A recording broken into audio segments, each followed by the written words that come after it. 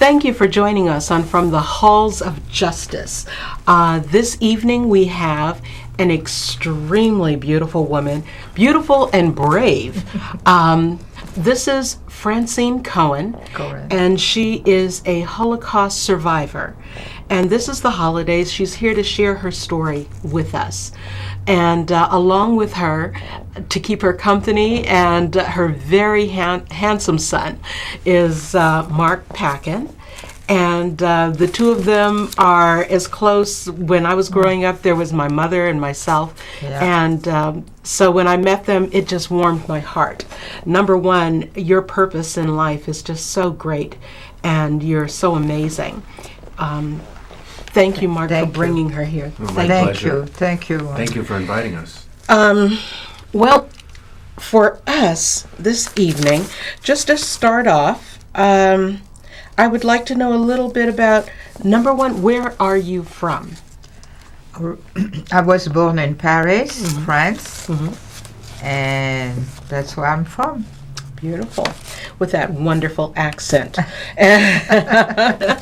And so talking about it tonight, we're going to be talking about the Holocaust. And it's a very sensitive subject. It touches a lot of people. And I think that you are just so amazing, and you're a miracle to be here. So, of course, so I want you to understand. So does talking about it bring back a lot of memories? Oh, yes, it does. I mean, sad memories, you know. I bet. Just, So what is the most awful thing that happened to you? Well, when they took my mother and her family to Auschwitz and probably Birkenau also, where they were gassed and then put in the oven. Oh my God. Okay. And what helped you most during the Holocaust? People who were taking care of me, hiding me during those days, you know. I didn't really knew what was happening, you know. I was very young. I was a toddler. So I didn't know. How were you saved? How was I saved? From the Holocaust? Well, I was saved by a different French family. And like I say, I had a different name. My name was Monique Vacher. And thanks to those people, I was saved. So, Beautiful. Now, you said that the family that you were with, we want to give them their proper due and respect. You said they were the Rothschild family? The Rothschilds? well, the Rothschild family, what they did, they were trying to help all the Jewish children and place them in homes, you know, to save them. So, and they had they organized an organization. It was called OSE. In French means Œuvre de Secours aux Enfants. Means SOS, to help the children. Oh, nice, nice. Beautiful. And, oh, well, that was part of the Rothschild story when I asked, did anyone help you during the Holocaust? That was one of the questions, too. Did anyone help me? Help you, yes, ma'am. Well, they helped me by hiding me. You know, this is how I was saved. Right. And how old were you? Well, the war started in 1939, and from, I would say, 3, 4, 5 years old. Wow. So, what is your attitude toward deniers of the Holocaust? To deny myself? I'm Of the- sorry, I didn't understand that. Regarding people who would Oh, say deny the who deny? Holocaust. I get very upset. Yes. I mean, it's really very painful for me. And I cannot understand that they would say such a thing when we have proof. Mm-hmm. We have proof that they killed 6 million Jewish people. Not only Jewish people, but even Gentile, Gypsy, priests. A lot of people were killed in the camp. Why were the Jews hated so much? Well, I think they always feel that the Jews have money, they're wealthy, they have business, they run the banks, and it's not true. It's not so. I mean, they work hard for what they have. Right.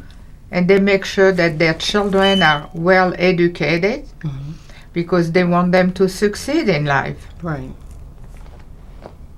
That's an awful reason to hate somebody. It really is. Tell me about your girlfriend when you were in the orphanage. Well, her and I, we were together for many, many years. And then we are still in touch because when I go to Paris, we get together, we visit, we talk, And she didn't lose her parents.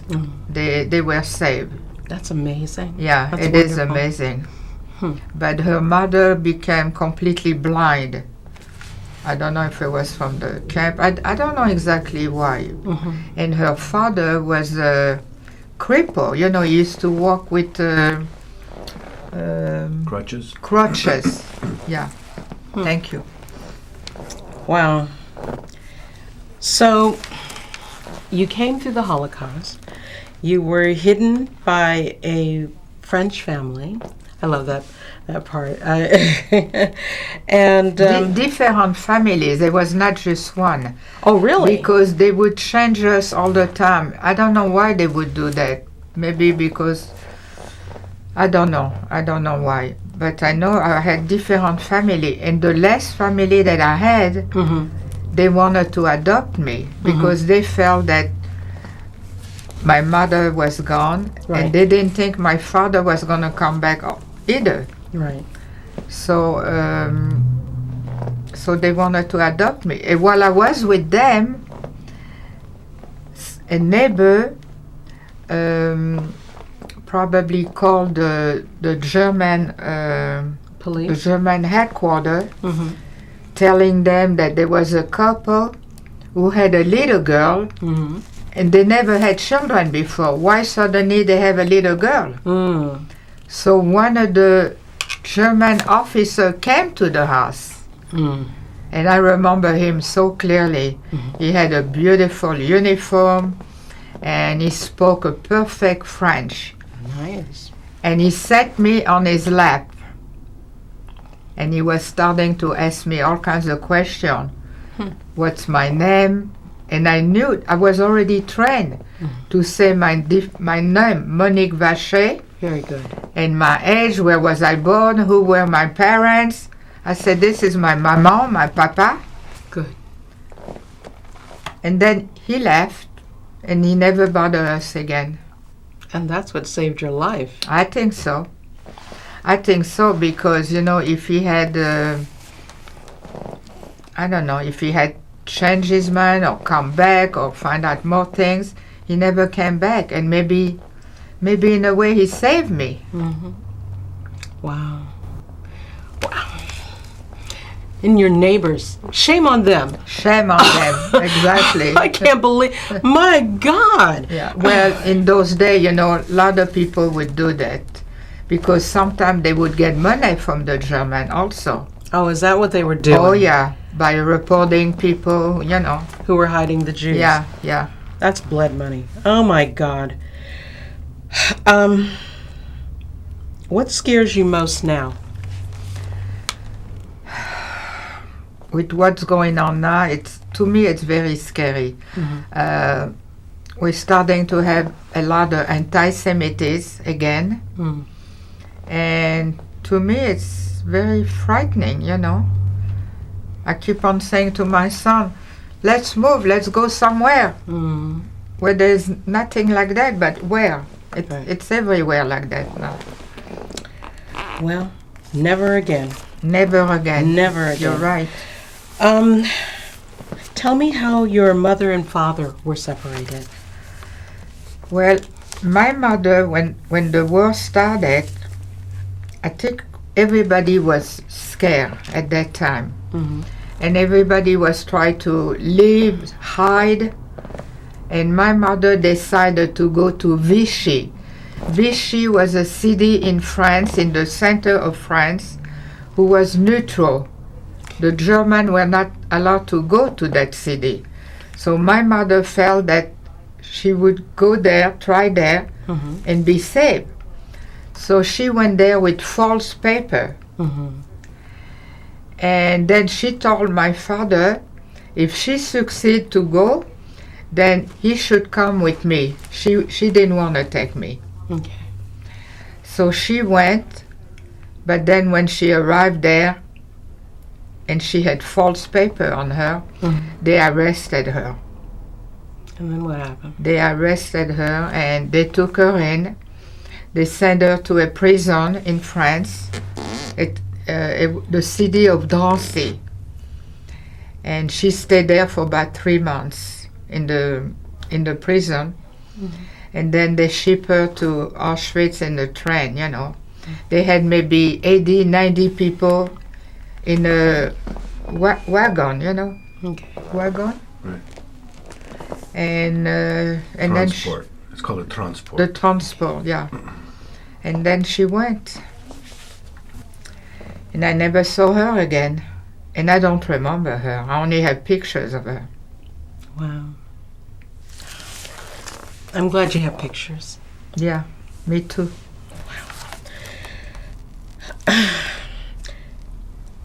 That's hard.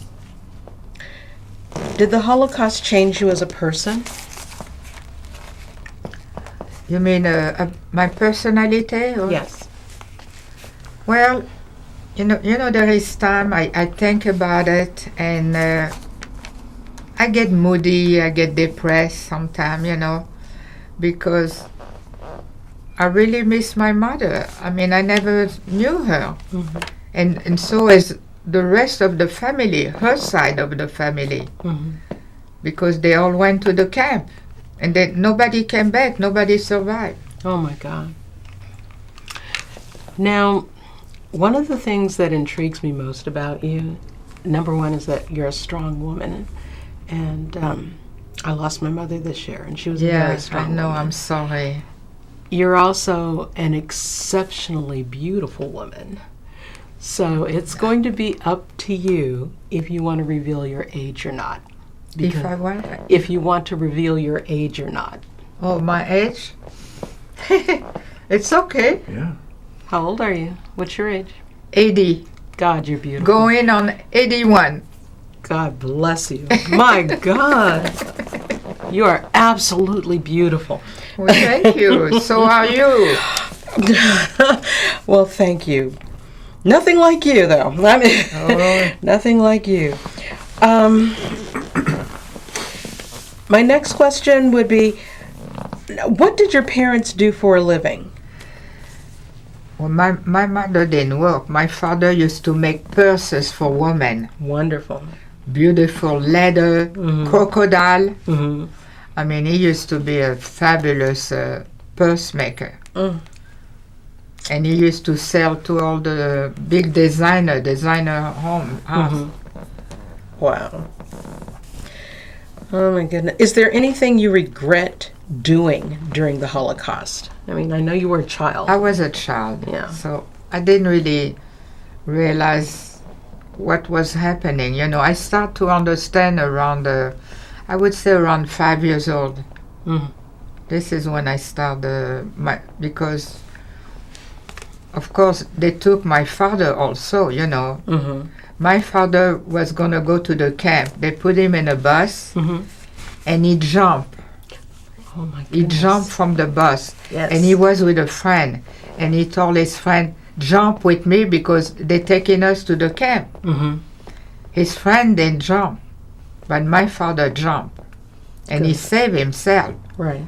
His friend never came back. He went to the camp. Wow. And did you have to cope with hunger? Oh, yes. Oh, yeah. Some of the family, I end up with a big tummy, you know. When you're malnourished, Right. I had a big tummy. I had very skinny legs, skinny arms. All the rest, you know, was skinny.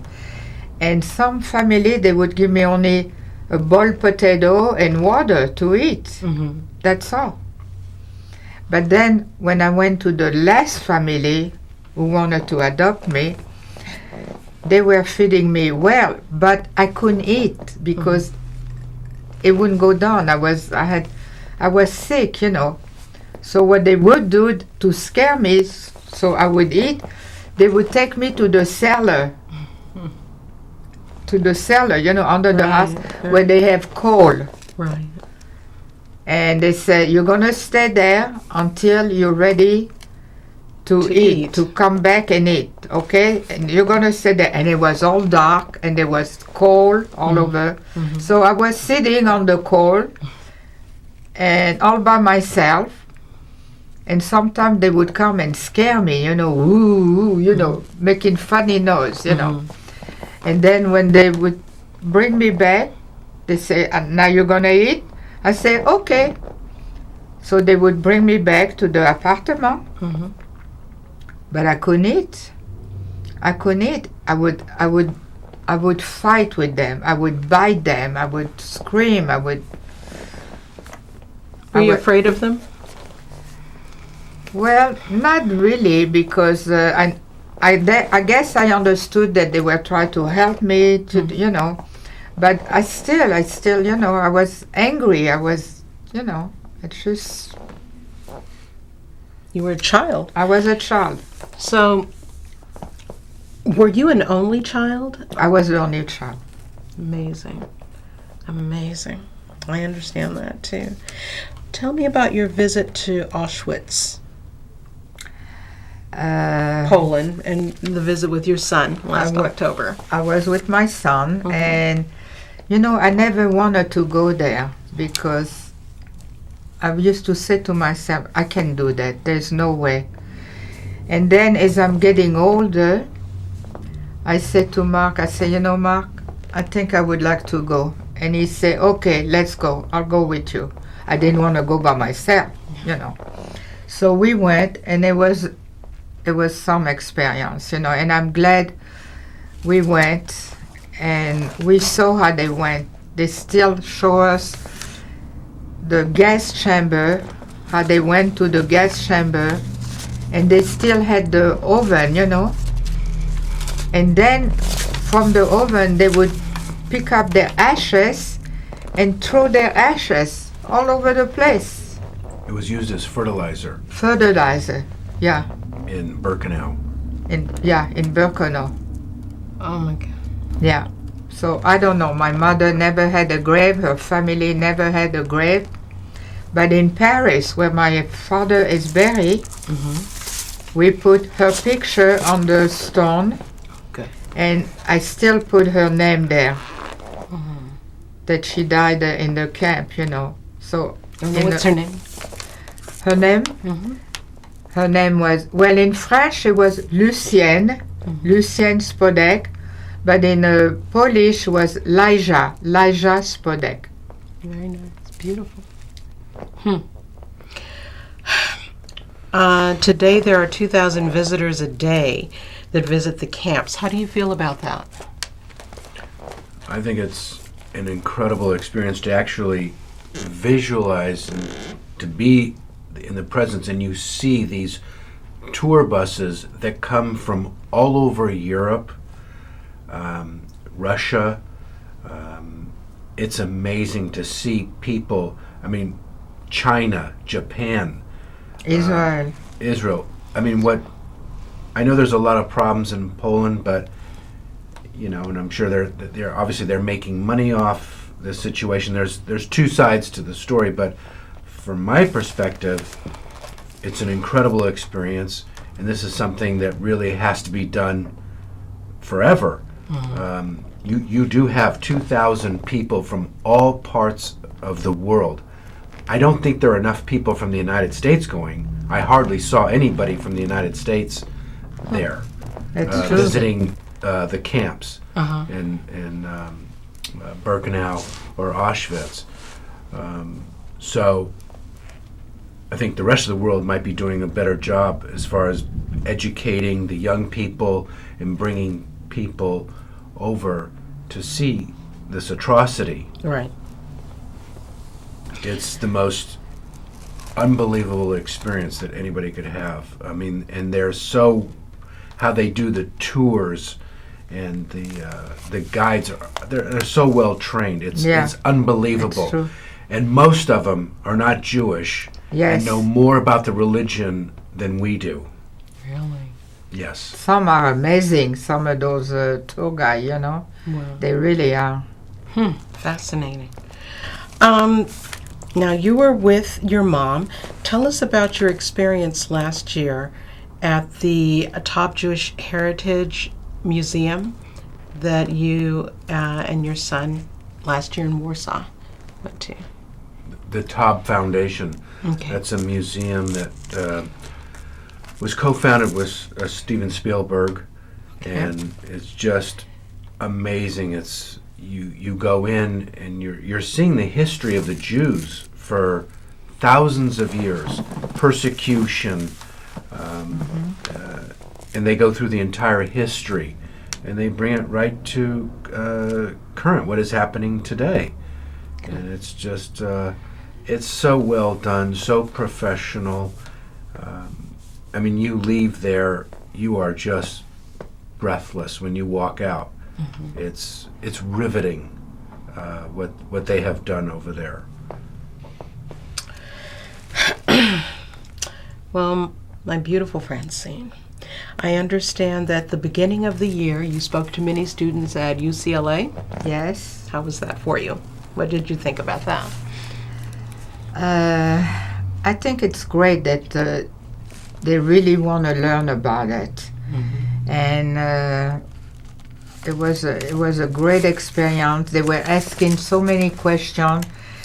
It's like they were very, very interesting. They wanted to learn, Yes. and we were quite a few survivors, you know, and we all had a table, long table with students. And we had to tell our story. And some of them you could see they were very moved.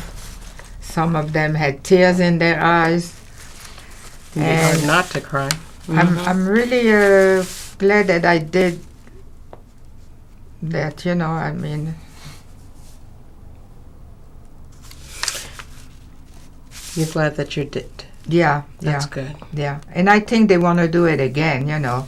I don't know if I'll go back to it, you know, because I guess it's going to be different student, but we'll see.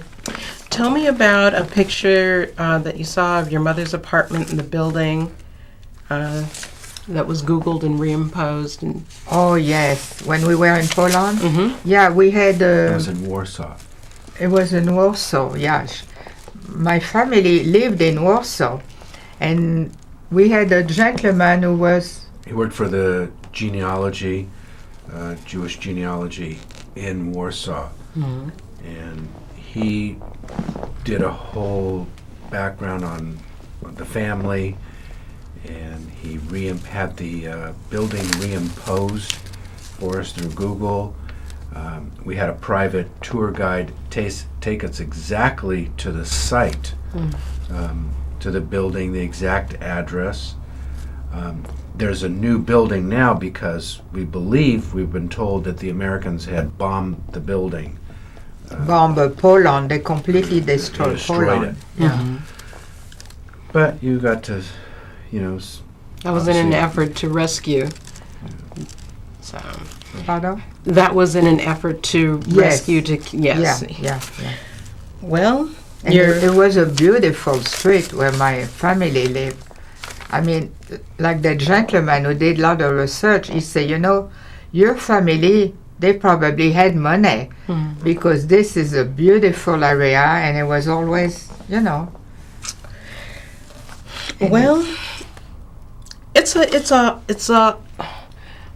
an amazing story. It's so heart-wrenching. I want to know I understand that when you were in Warsaw last October, you and your son, Yes. on a Friday night Shabbat service, you went in secret? Yes. Tell us about that. Well, prior to us leaving the United States, I had done a lot of work to set everything up, the private tours and so forth. And the directors of the Taub Foundation had set up a dinner, to go to a Friday night service, Shabbat service, and immediately following would be a Shabbat dinner. And I was very naive. I didn't understand what. I said, okay, this is great. They're going to send us to a synagogue or a temple. Okay. And we get there, and they give me this address to go to, and I'm told never to discuss it with anybody where the address is. Just go, and somebody will take you up. Security will take you up. And I'm like, where are we going? And we end up in this building. Okay. It's an office building Okay. in Warsaw. In Warsaw. And we And go it's a up, secret. And it's a secret. It's a secret. It's like I don't know the address today, so Okay, you'll good. never get it out of me. Good for you. Okay. I couldn't even tell you how to get there. Okay. So we ended up going upstairs, and people were looking at us like, are you okay? Or who are you? Checking us out to make sure, we're legit. And it was amazing to see people having to worship in secrecy. in secrecy. And to hide their Yeah, religion yeah. and hide their belief. Yeah. And then, Because in Poland, it's still it's not good for the Jewish people. It's still amazing. not good. it's hard to believe. I don't want to believe it. Right. That's just me. I don't want to believe that. I wish we had more time there to really talk to, the people of Warsaw, Krakow. You really want to see where they're at. Well, I still think they are very anti-Semite over there in Poland. Wow. Well, you know what? Today, we appreciate your courage so much and for you telling your story. And there are a lot of people who love and cherish and will fight and die and make sure that this never happens again. So I want to thank you for being on the show, and may God continuously always bless you and be Thank with you. you. Thank you. And And thank bless you too. Thank Bless you for bringing it to the open and talking about it, because I still think some people don't believe that it happened, They don't know, they don't want to accept it, they don't want to believe it, For the lives of all of those people and all of those families, God bless you, and thank you for being here from the House of Justice. Thank you. Thank you.